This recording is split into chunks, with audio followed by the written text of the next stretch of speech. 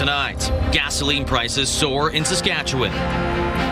A woman pleads guilty to defrauding her own not-for-profit. And nearing the end of a massive move. Live from our studios in Regina, this is CTV News. Good evening. Motorists stopping for gas today may have done a double take when seeing the price at the pump. For the first time in 3 years, the cost of gas at some Saskatchewan stations nearing $1.50. As Donovan May shows us, this may just be the beginning. It's a tough day to have an empty fuel tank, as Saskatchewan drivers feel the shock of a stark rise in gas prices. The last 1 week, it increased about 20 cents. Our province not the only area feeling the impact, as fuel prices across the country are seeing increases. On Wednesday, the average price of regular fuel in Saskatchewan, $1.32 per litre. Yesterday, up 2 cents to $1.34, and today an increase of an additional 4 cents per litre to $1.38. And that's just the average, as some stations have seen increases of 13 cents since Monday. In Regina, prices are nearing $1.50, while Saskatoon surpassing that mark for the first time in 3 years. You'd have to go back to the summer of 2023, the last time we saw prices over $1.50. The cause is continued conflict in the Middle East and volatility in the oil market. We morph from a strike to a more protracted war. It becomes a bit of an economic quagmire in which the first initial hit is to consumers for fuel. Now, Saskatchewan is reliant on the high price of oil, but the province says it's unlikely to change its projections for the upcoming budget. In a statement to CTV News, Minister of Finance Jim Ryder says while prices are high right now, which helps revenues of the province, these fluctuations could easily be short-term. And analysts are weary to project exactly how high fuel prices could go. To say what I believe will happen 4 weeks from now, I would probably have a better chance of hitting the bullseye of a dartboard with a dart 3 times in a row. And residents are as uncertain as ever for what may come. I don't know how long we are lost, and they even have pushed the price high. Donovan May, CTV News, Regina. The founder of a short-lived street cleanup group in Regina appeared in court today. She pleaded guilty to fraud charges stemming from 5 years ago. Mick Favel has the details. Patricia Patty Will, the founder of Queen City Patrol, has pled guilty to defrauding the organization she helped get off the ground. Will was charged for defrauding Queen City Patrol of money exceeding $5,000 between January 2020 and September 2021. This includes 2 vehicles donated to the nonprofit, which in turn were sold by Will. The proceeds were then put towards her personal use. Will also accepted a $1,500 donation from Aaron and Associates Insurance, which went directly into her bank account and not used for Queen City Patrol. The volunteer group began in 2019, focusing on discarded needle cleanup throughout the city. Will retired from leading the program in 2021. One of the buyers of the vehicles wanted to take over Queen City Patrol, but declined after learning of its financial mismanagement concerns. The nonprofit no longer exists. For the crime, Will received a 6-month conditional sentence along with 12 months probation. There is a no-contact order in place with the people she defrauded and must complete community service. Since the crime, Will has moved to Edmonton. There are arrangements being made for her to complete her sentence there. She is also prohibited from running or volunteering in an organization for 3 years. Mick Favel, CTV News, Regina. The provincial government is renewing a partnership with Straight Up, an organization that helps people leave gang life. The province is allocating a little more than $1.1 million in core funding to support the organization's community intervention model in Saskatoon, Prince Albert, and Regina. The funding helps individuals aged 15 to 30 who would like to leave a life of gangs to get support, things like custody outreach, community supports, tattoo removal, and assistance finding housing and life skills. Amber Pelche says the program helped transform her life. I came from humble beginnings. My childhood, you wouldn't have thought that I would be in a gang. I ended up in a gang, went through every rock bottom you could possibly think of, ended up in jail, and now I'm proud to say that I am sober now. I'm a loving parent. My children want me in their lives. I'm a proud grandparent. I hold down a job today rather than holding down a trap house. The funding carries an option to extend the agreement for 1 or more additional fiscal years. A group of Treaty 6 chiefs are headed to Buckingham Palace to meet with King Charles III. The 7 chiefs, all from Treaty 6 First Nations, most of them in Saskatchewan, will meet the King next week and are expected to deliver an in-person invitation for the King to attend a celebration marking 150 years since the signing of Treaty 6 in August. The royal invitation came after the chiefs contacted the King about potentially attending the commemoration in the summer. Along with talks for a potential royal visit, a historic tour is in the works that would see the original treaty parchment returned to the places it was signed in 1876. The delegation will leave for that event, Saskatoon, on Monday. Educators and Métis leaders from across the province are in Saskatoon this weekend to discuss implementing Métis culture in the classroom. Now, hundreds gathered at TCU Place in Saskatoon today and tomorrow for Métis Nation Saskatchewan annual Early Learning and Childcare Conference. This year's theme, Weaving the Future Together. It focuses on bringing history, culture, and language into education. Métis Nation says the event brings together both Métis and non-Métis educators. We want to make sure that everyone's here to learn about our culture and our language and the best practices in early learning. Métis Nation says the hope is that educators bring the lessons learned back to their communities and classrooms. Regina's Urgent Care Centre is running reduced hours yet again this weekend. On Saturday and Sunday, urgent care will only be open from 8 a.m. to 2 p.m. Anyone in need of urgent or emergency medical care after that should go to either of Regina's 2 emergency rooms. Same as in the past, the SHA says the shorter hours is due to doctor availability. With the deadline to remove ice fishing shacks in southern Saskatchewan just over a week away, the RCMP Underwater Recovery Team is warning fluctuating temperatures could make ice on lakes and rivers unstable. With more warm weather expected this weekend, RCMP say ice that was safe last weekend might not be the case this weekend. Those planning to head out are asked to measure for a minimum of 6 inches of clear ice before walking and constantly monitoring conditions. If you're not sure of how strong the ice is, wear a personal flotation device.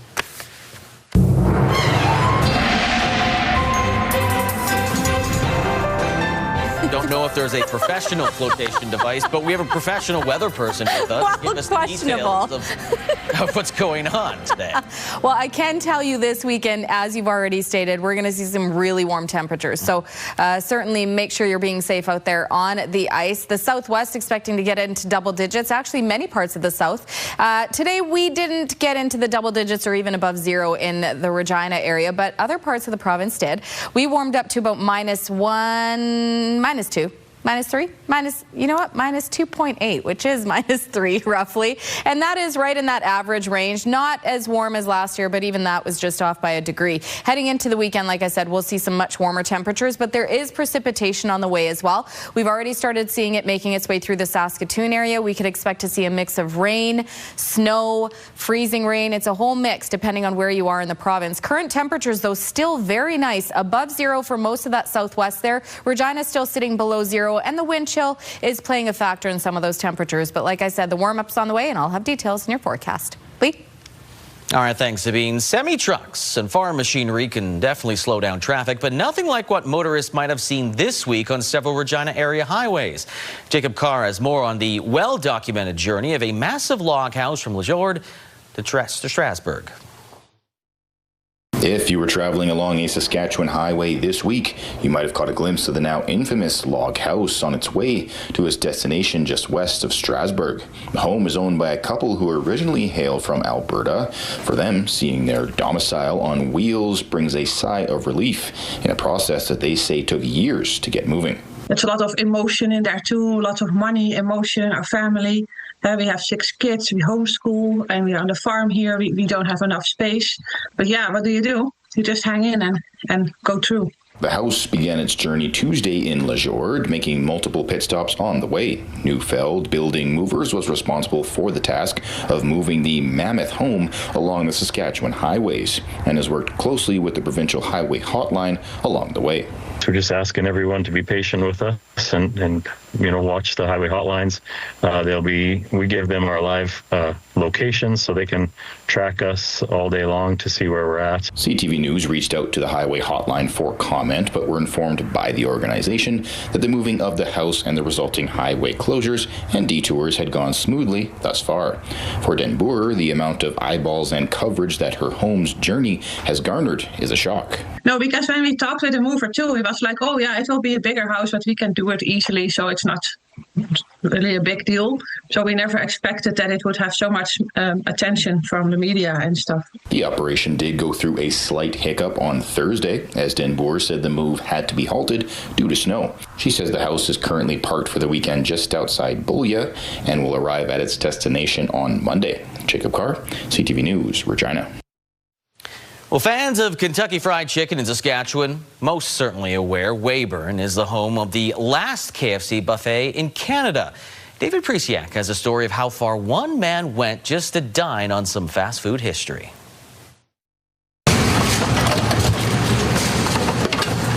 It was the first, and now it's also the last. Opening in 1988, Weyburn's KFC buffet is known across the country as the last of its kind in Canada. And even with a closure scare about 10 years ago, it's still here. It was enough for pilot and YouTuber Glenn Powell to fly hundreds of kilometers to try it for himself. Larry, the manager, talked to everybody who came through the door. Like, he personally spoke to everybody. And you could see that he really cared about what was happening in his store. That amazed me, and I was very happy for that. Like, that's something that really moved me. Powell, who has a background in TV production, began creating food and travel videos on YouTube a decade ago. Being a licensed pilot has expanded his reach on what he can cover. When the opportunity for this airplane came along, I thought, okay, so now I'm going to do the TV show that I always wanted to do, but I can do it on YouTube now. Bought an old plane and spent 9 months in a shop rebuilding it, getting it ready, and now I can just fly it around and do cool things with it. Powell plans to return to Saskatchewan soon to document some of the province's more natural and less chicken fried related wonders, like the Athabasca sand dunes in the far north. Fly low over the sand dunes and show people that Canada has a very diverse landscape. You would not expect full-on sand dunes in northern Saskatchewan. But for now, he says his meal, courtesy of the Colonel, was well worth the trip. The restaurant was packed with people, and the quality was high, and it was reasonably priced. It was well worth the trip. David Presiak, CTV News, Regina. A newly elected Reeve in north central Saskatchewan is making history just in time for International Women's Day. Jasmine Pelche has more on why the election result from the RM of Buckland stands out. The newly elected Reeve for the RM of Buckland says one thing drew her attention to municipal politics. It's my community, and I've got some skills, and we have to have people step up to the plate when and where they can. It's a historic moment for the municipality located just north of Prince Albert, because Linda Clavel is the first woman to serve as Reeve of Buckland. It was about time, I would encourage women to be more involved in politics. On council right now, we have 2 women councillors out of 6, and they're just as involved in all the discussions. Clavel has been a resident of Buckland for more than 40 years and was a councillor from 2011 to 2014.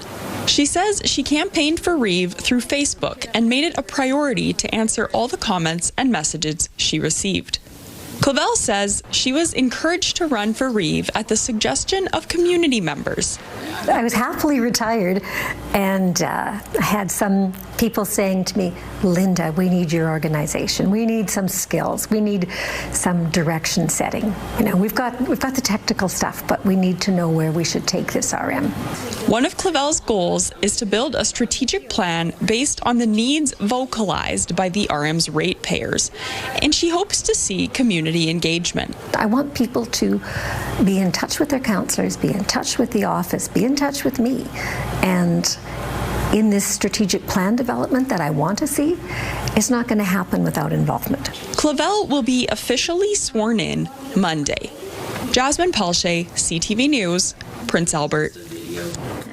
Organizers of the first ever Living Skies Music Festival in Yorkton have announced the headliners for the event. Friday night will be Country Night with Juno Award-winning Dallas Smith, Jess Moskaluk, and Daryl Anderson. And on Saturday, rock music will take the stage with Big Sugar, Crash Test Dummies, and Econoline Crush. Yeah, I'm hoping that this becomes a festival that, 20 years from now, we're all super old and we're still coming to this festival, and nobody could imagine the city of Yorkton being without the music festival in the summer. Advance tickets are available on the festival's website. Meanwhile, the Sask Jazz Fest is announcing its remaining headliners for this year's festival, an all-Canadian lineup.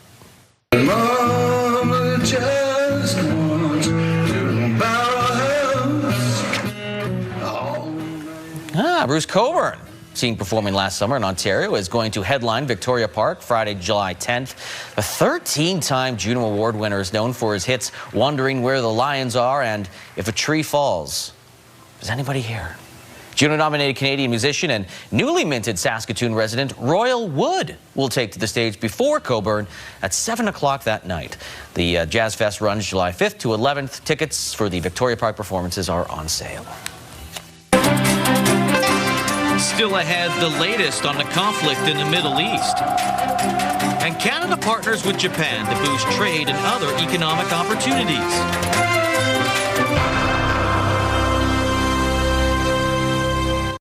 U.S. President Donald Trump says he will not accept a deal with Iran at this stage, only unconditional surrender.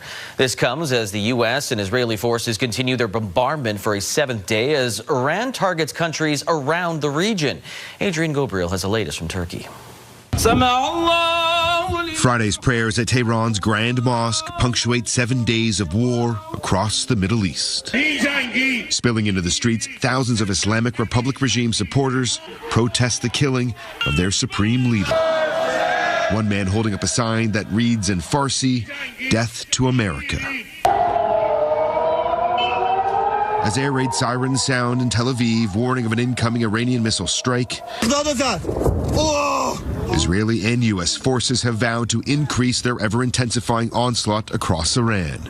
The IDF releasing this video, a barrage of bombs fired by roughly 50 Israeli fighter jets on the first day of this war. The target, an underground military bunker where Iran's supreme leader, Ali Khamenei, may have been killed. On the outskirts of Adana, Turkey, a group of elders hold court at this table. The heated discussion of this day, Iran's right to defend itself after a NATO base in this city shot down an Iranian missile in Turkish airspace.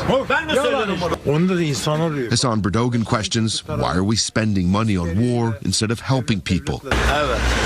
Abdul Rahman chimes in saying he believes Iran has the right to hit any country that has a U.S. base.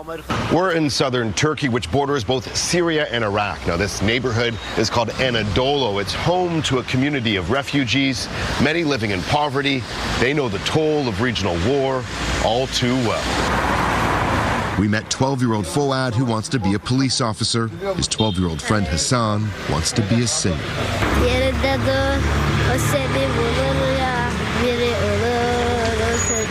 Each of their families fled war in Syria. They tell us that it feels like danger has followed them since the day they were born. We are worried because it feels like everyone is dying, says young Fouad.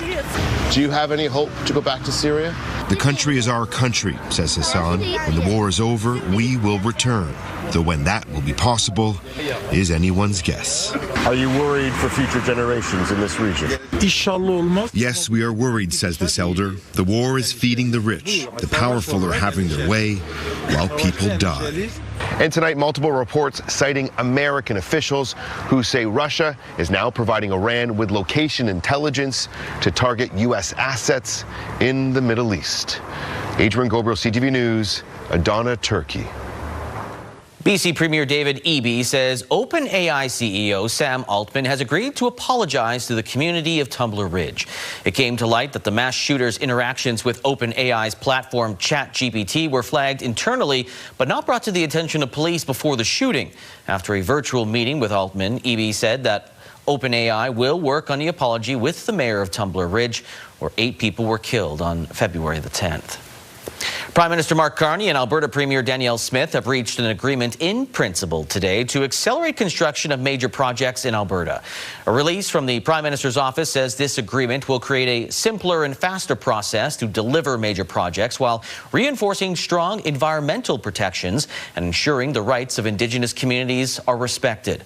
The release also says this agreement builds on similar deals completed between Ottawa and the governments of BC, New Brunswick, and Ontario. And Prime Minister Mark Carney is wrapping up his 9-day trip around the world, signing a new partnership with Japan. But Canada's upcoming review of its free trade deal with the U.S. could play a factor. Abigail Bidman explains. Japan welcomed Prime Minister Mark Carney with O Canada, while Carney offered up some Japanese. Like in India and Australia, the Prime Minister is trying to show the Indo-Pacific Canada has what the world wants. In Japan, that's Canada's energy, especially LNG, and food. We do much, but we're ready to do much more. And that's a common theme of our government. So my government was elected with a clear mandate to build boldly with a speed not seen in generations. Canada and Japan announced a new strategic partnership boosting trade, energy, and defense. We need to be doing a lot more with Japan and with Korea when it comes to understanding the threat from China and Russia to Canada's, basically Canada's western part of our Arctic. Kuzma is very important part of the calculation. But nearly 3/4 of cars made in Canada are Japanese, providing thousands of Canadian jobs. And Japan is watching the review of the Canada-US-Mexico Free Trade Agreement closely. I think that is the critical condition. Because Canada is, of course, a G7 country. Your GDP is one of the top 10 countries, $2.5 trillion. But you know the size of the U.S. market, $30 trillion. I think the Prime Minister laid out this evening during his meeting with Prime Minister Takaichi that Canada is in a pretty solid position. Of course, the negotiations will start formally with the United States in the weeks and months ahead. The Prime Minister has a host of business meetings Saturday, including with some of the big Japanese automakers. Abigail Beeman, CTV News, Tokyo. BC is following in Saskatchewan's footsteps, getting rid of daylight saving time, and now Alberta might do the same. I think if you just ask people, do you want to stop the time change, you'd probably end up with overwhelming support on that, as they have in other jurisdictions. Alberta Premiers Danielle Smith said her government will consult on ending the spring forward fallback practice. She says she'd prefer moving to permanent daylight time because it would mean extra sunshine in the evening. But in a 2021 referendum, a little more than half of Albertans who voted said no to adopting the daylight time. On Monday, British Columbia announced that this weekend will be the last time residents in that province is bringing their clocks ahead, locking it on daylight time. Coming up, how social media reconnected a Canadian woman with her friend, the Princess of Bulgaria.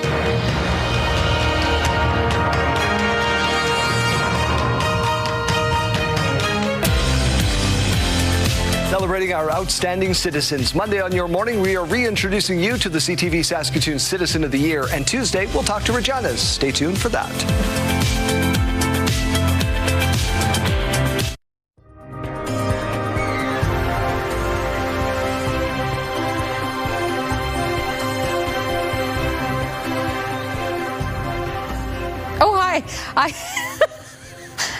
Lee was having a conversation. I got distracted. I thought Lee was up first. Let's get straight to your weather, shall we? We're going to get into our forecast for tonight in the Regina area, currently sitting at -4. Wind chill has been within the -8, -9 range right now. We will start to feel it a little cooler heading into this evening, but tomorrow we are warming up to some very nice temperatures. So we do have some active weather in the central part of the province. Started out as mostly snow, then there was a tail end of rain, mostly around the Lloydminster area.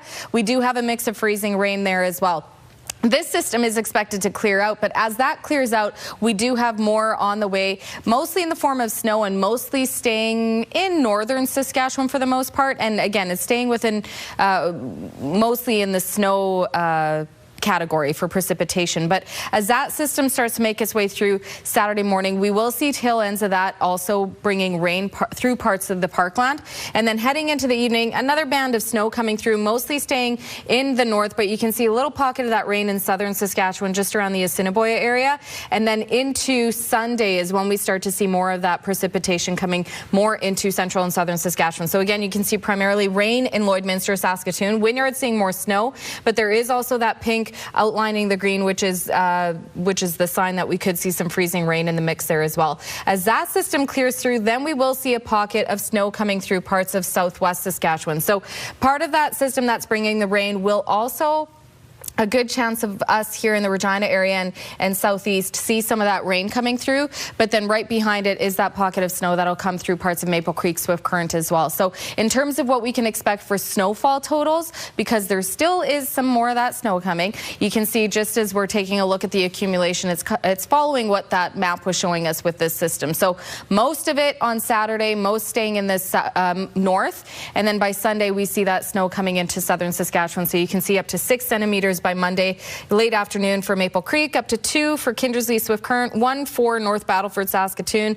1 also for Regina, and 4 centimeters for Yorkton and Prince Albert. Hudson Bay expecting up to 5 centimeters of snow. So along with that, though, keep in mind there is that rain and freezing rain mix. So just if you are planning on doing any traveling this weekend, temperatures are going to be beautiful. But with that wind that's also included in this, it could make the roads pretty slick. So make sure you're checking the highway hotline to see what the road conditions are like for any traveling. But you see those temperatures heading into tomorrow, even far up north. We're seeing +1 for La Loche, +2 for La Ronge, 6 degrees for Prince Albert. Expecting to see fog in Prince Albert tonight.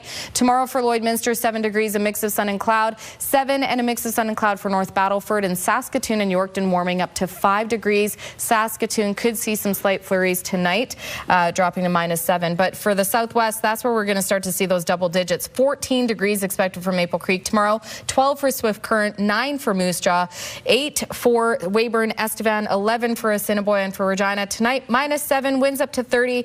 And tomorrow, 6 degrees expected as the daytime high. But the winds are expected to be gusting up to 60 kilometers an hour. Now, those are just brief wind gusts that we could see throughout the day. As of right now, it looks like it could stay within that 45 kilometer an hour range, but still expect the winds could pick up a little higher than that. Heading into Sunday, though, that's where we see the chance of some rain. 7 degrees is the expected high. I'm not going to say these two together because I feel like Lee's waiting for that. So by the time we get into Monday, -3 is the expected daytime high, seeing the mix of sun and cloud. And basically, that's the theme. Well, I know many people will probably be very happy to hear we see more sunshine heading into next week, and the temperatures also still within that seasonal range, if not warmer. So by Tuesday we drop to -2 or -1, excuse me. By Wednesday, mainly sunny, +2, and then we do see those temperatures drop back down below 0. And then by Friday, we're a little cooler than seasonal temperatures, but I mean, between now and then, we could see those temperatures change a little as well. Yeah. What about the weekend temperatures? Could they go higher? I mean, it's nice, but it'll probably stay around that temperature range. All right. Yeah, within that range. In that range. Yeah. Excellent. The range of those numbers. That's correct. Thank you, Sabine. You're welcome.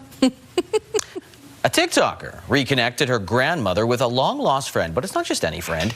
It's a former princess of Bulgaria. Christine Long has more. The 1940s with the Princess of Bulgaria. Kaylee Patterson's videos earned thousands of views on social media. When she started posting about how her grandma was a childhood friend of the former Princess of Bulgaria, the princess's own grandkids saw it and calls were made. Such a surreal moment because I'm talking to this like mythological figure, the woman that my grandmother would tell me that I needed to be an example for growing up. And here I am talking to her, and now she's real. Patterson's grandmother, Dikrana Iranian, grew up in Alexandria, Egypt, and remembers time spent with the young Princess Maria Luisa of Bulgaria, who with her family was living in exile in Egypt. Grandmother Dikrana remembers a 2-week sleepover when they were 12 years old. My mom had to leave for Cairo, and I was living in Alexandria, and she didn't want me to miss school. So I guess the Queen offered to keep me for 12 days. So I spent 12 days royalty. Over the decades, the friends lost touch, except for a quick visit in Dorval. I got a phone call from her and she says, Dika, I'm going to be in Montreal for 1 hour at the airport. Can you make it?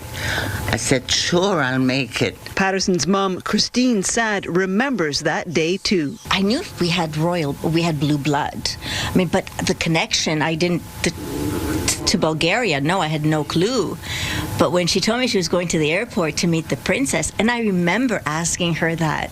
I remember asking her, is she going to be wearing her crown? I was so intrigued. Now the two old friends are catching up on the phone. We spoke for 45 minutes 2 weeks ago. There's a lot to talk about since that sleepover 80 years ago. Seeing her have this joy and remembering her childhood and really living through that again and feeling like I'm the one who put this in action, it's really heartwarming. Friendship reconnected through technology and the grandkids. Christine Long, CTV News. Still ahead, the Regina Pats look to weather the storm as the Lethbridge Hurricanes come to town.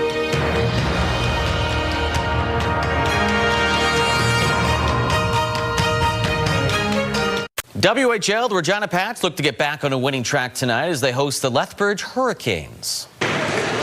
Here's a face-off win. Hamilton, a shot to the front, scores! Now, each team has beaten each other once this season, with Lethbridge sitting 16 points back of the Pats. That's just ahead of Swift Current at the bottom of the East Conference. Pats looking to stay ahead in the race for 7th. They are currently 3 points up on Red Deer, 4 points up on Moose Jaw. Puck drop is 7 o'clock. Also tonight, Moose Jaw's in Saskatoon, and Swift Current entertains Brandon. Playoffs are underway at the Montana's Brier and St. John's. No Saskatchewan teams made the 6-team field. This afternoon, the 1-2-page qualifier. Brad Gushue in his final Brier facing former Sask skip Matt Dunstone's Manitoba rink in a game that came down to the final end. We gotta go, fellas. Gotta go, fellas. Gotta get it across, fellas. Get it going, get it going, get it going, get it going. No, he did not. Wow. Okay, you don't see Brad Gushue make too many mistakes, but that miss in his final shot gave Matt Dunstone a chance for the win. He needs to make the double race takeout in a former Saskatchewan skip. It's bang on. Dunstone wins 7-5, advances to tomorrow's 1-2-page playoff game against Kevin Cooey. Gushue plays tonight in a 3-4 qualifier against Ontario's Jaden King. Brad Jacobs will play Braden Calvert of Manitoba. And the 2026 Paralympic Winter Games are officially underway in Italy, with the opening ceremony unfolding this afternoon. There are 50 Canadian athletes, including 3 from Saskatchewan: para-curler Gil Dash, para-Nordic skier Brittany Hudak, and para-alpine skier Kurt Otway. John Valley-Rao has more on the athletes going for gold.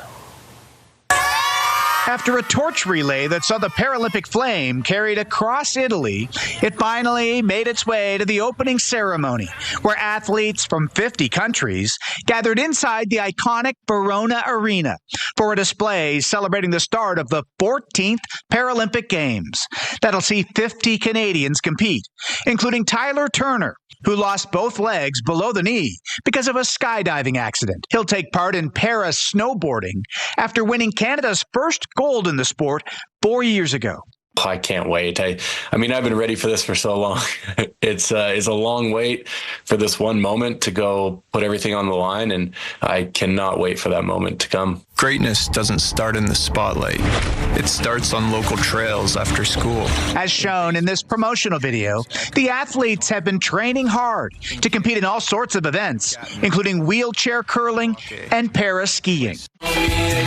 With Saskatchewan's Brittany Hudak a top medal hope and inspiration to others, she's at her 4th Paralympic Games. And when it comes to sledge hockey, the Canadian team predicts they'll again battle Team USA for the gold after winning silver at the last 2 games. The team is being led by Ontario's Tyler McGregor, who lost a leg to a type of bone cancer. I think for us to be able to represent our sport on the global stage and inspire the next young kid who may be missing a leg or has a disability to maybe dream of one day doing the same, I think that's what success looks like. Serving as honorary captain for the Paralympic team, 6-time para-skiing medalist Mac Marcoux. I think across all 5 sports, we have a lot of athletes to keep your eye on. It's almost one of those things you can't look away because you might miss something incredible. With new heroes and new stories set to emerge over the next 9 days of competition. John Venevalley-Rao, CTV News, Toronto. Still ahead, what kind of sacrifices are Canadians making to afford groceries?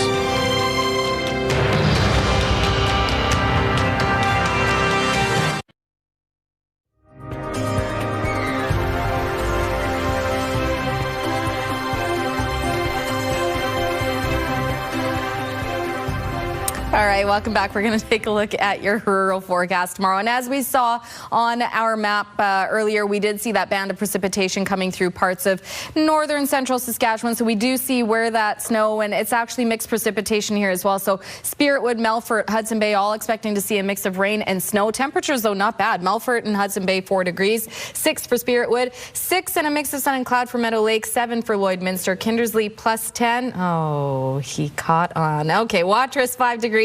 8 for Outlook, and Wynyard, a mix of sun and cloud, 4 degrees. Warmer in the southwest, 14 for Maple Creek, 12 for East End Cypress and Leader, 11 for Assiniboia Rockland. Coronach also expecting to warm up to 12 degrees. And Lumsden and Pilot Butte, 6 degrees, along with Carlisle with a mix of sun and cloud. Broadview could see some fog, plus 6 there, and Rosetown, a mix of sun and cloud, and 9 degrees. Taking a closer look at Central Butte, where internet speeds up to 1 gig are available through SaskTel tomorrow, warming up to a nice 11 degrees in Central Butte. Winds, though, as for a lot of the province tomorrow, we'll see some strong wind gusts up to about 55 kilometers an hour for the Central Butte area. We'll have a mix of sun and cloud. Wind chill, though, will feel more like plus 8.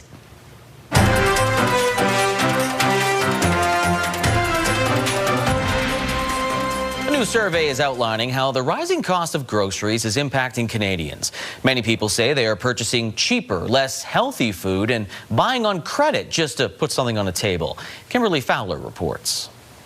We're going to make some lasagna. Gail Barrett is finishing up a grocery run for the day at this local Walmart. Onions for aromatics. This is her last stop after shopping at Costco earlier in the day, getting food for her family. Proper nutrition is important, but we're cutting back in other areas, right, to make sure that we can afford the groceries. I just kind of go to the spots that I know generally have good prices and buy what I can buy. With rising grocery prices, some Canadians are consciously making hard choices to save money. If it's not on sale, we're not buying it. Like Fresco and like Walmart are like the places to go, I find. And like if you go to Farm Boy or like anywhere else, it's just like insane. A new survey from debt relief firm Spergel finds in the past 6 months, just over 60% of respondents say they skip meals or reduce their portions.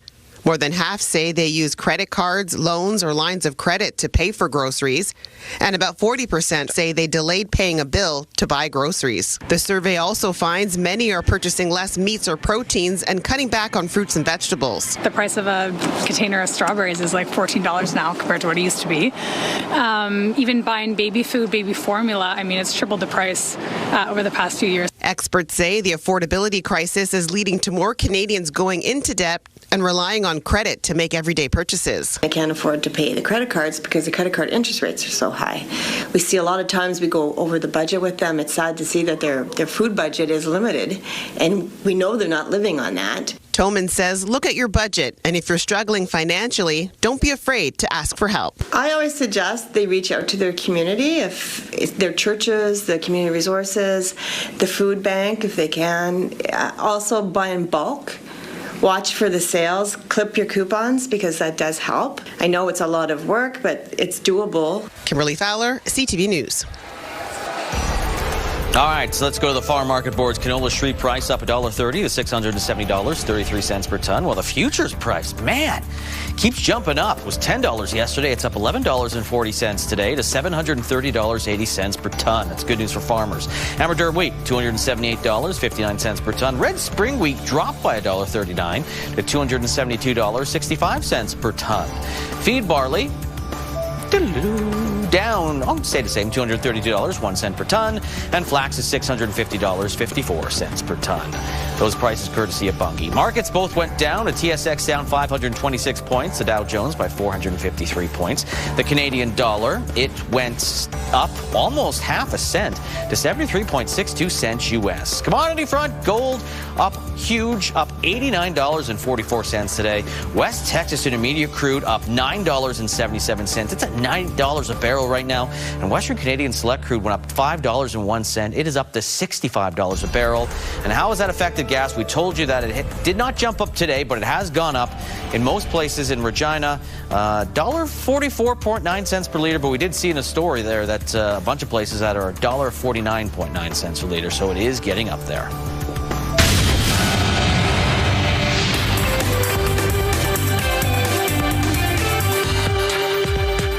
The U.S. Customs Agency says it's working on a way to process tariff refunds.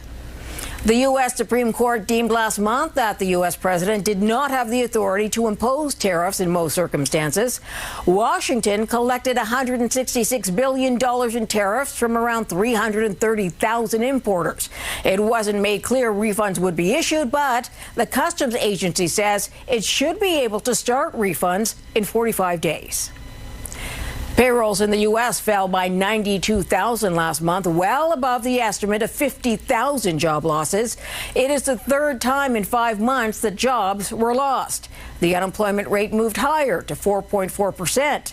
Jobs in healthcare were lost, but that was mostly because of a strike by workers in Hawaii and California.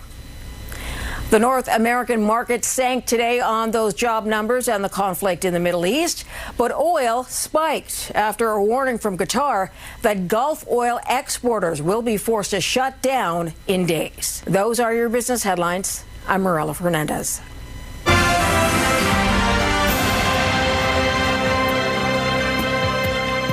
Coming up tonight after the newscast, Happy's Place at 7 o'clock, followed by Stumble.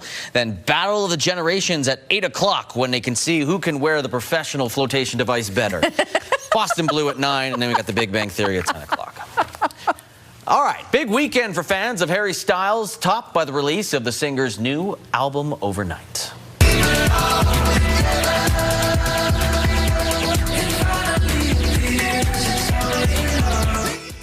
So that's a music video for Aperture. It's the lead single of Styles' new album titled Kiss All the Time, Disco Occasionally.